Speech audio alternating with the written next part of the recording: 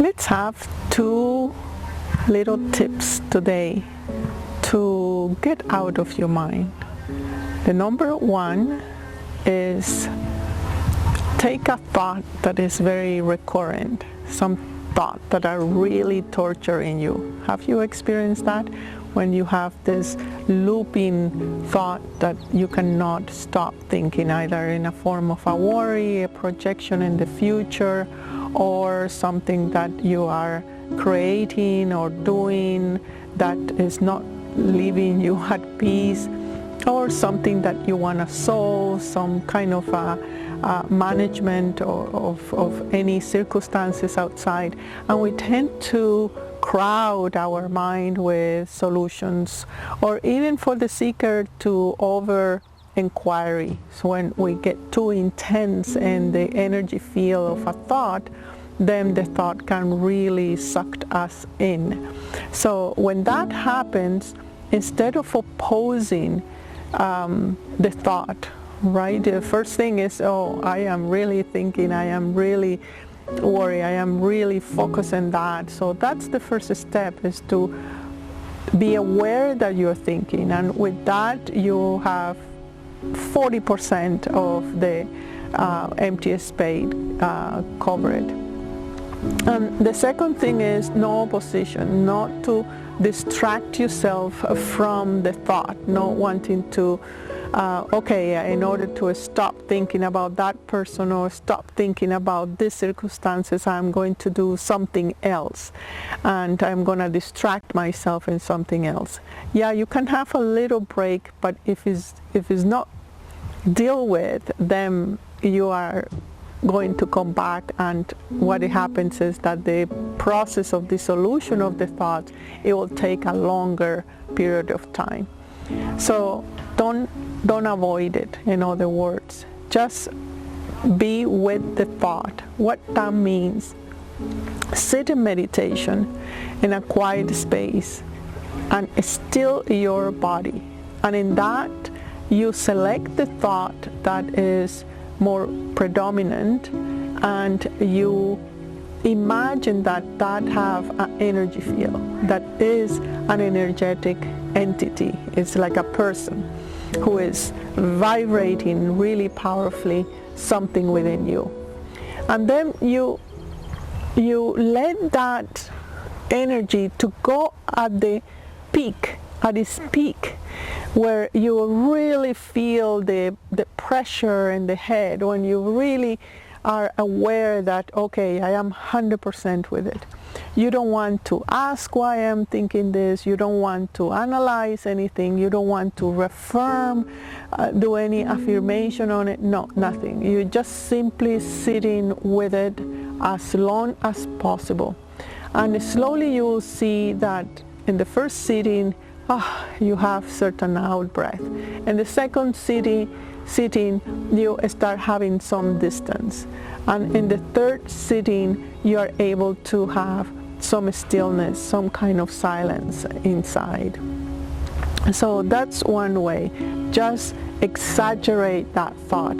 Be 100% with it. And don't try to avoid it, and recognize that you are thinking. The other part that you can do with that kind of thoughts is to use again the sense of contemplation and sitting, and talk to your mind. Have a conversation with your mind, not a sense of, okay, you are thinking too much and I don't want you to think, right? Treat it as a friend.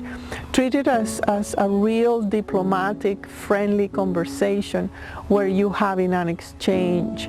And you can even put two pillows that represents one the chatting mind and the other one you, and have a dialogue. Or you can write that in your notebook, and create a character where you are able to convey that conversation. And do that for a couple of days, 2 or 3 days, because usually the cycle of thoughts is 2.5 days. And and create a character, a short story, a little collage, something where you are exploring the unfinished part of that thought, because sometimes those thoughts are miscommunications. I always say that thoughts are like orphan children that wish to be part of your kingdom, and somehow you are saying, no, I should not be thinking that, or you are occupying too much space. It's some kind of no acknowledgement, it's some kind of rejection in the energy of your mind or emotions. So have a relationship, talk to your mind, and talk in the best possible way. Imagine that is in front of somebody you don't know, that you want to have a certain politeness, a certain continuity, certain flow, certain conversation. So because we tend to not to talk to us, and when we do it, is usually about in a form of worry or do that, or in a kind of command, and that really is very disempowering for the friend within. You know, nobody likes to be boss around. So don't do that to your mind, and your mind start cooperating, and you start bringing the mind to the place that it belongs. The mind is there to help you to solve concrete problems in terms of, oh, I have to design something, or I have a essay to write. The mind is great for that kind of things. And the mind is also designed for management. It manages your time, it manages your agenda. It's like a secretary. The mind also gives you that sense of what is danger, what is not, what is the course of action, that it will be of your best interest.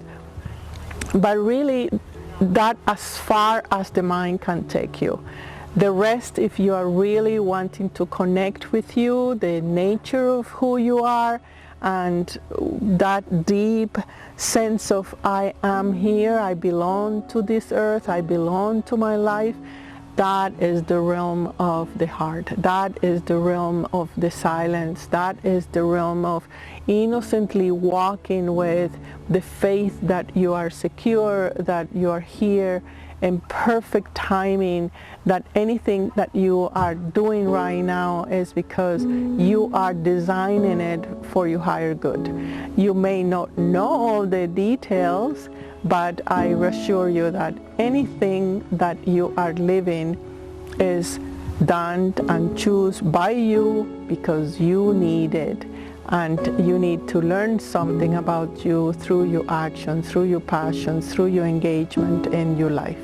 So these 2 tips of how to talk to your mind, how to calm the mind, how to connect with the mind, and how to intensify the strong focus, concentration that you need in order to succeed in any endeavors that you choose to apply yourself.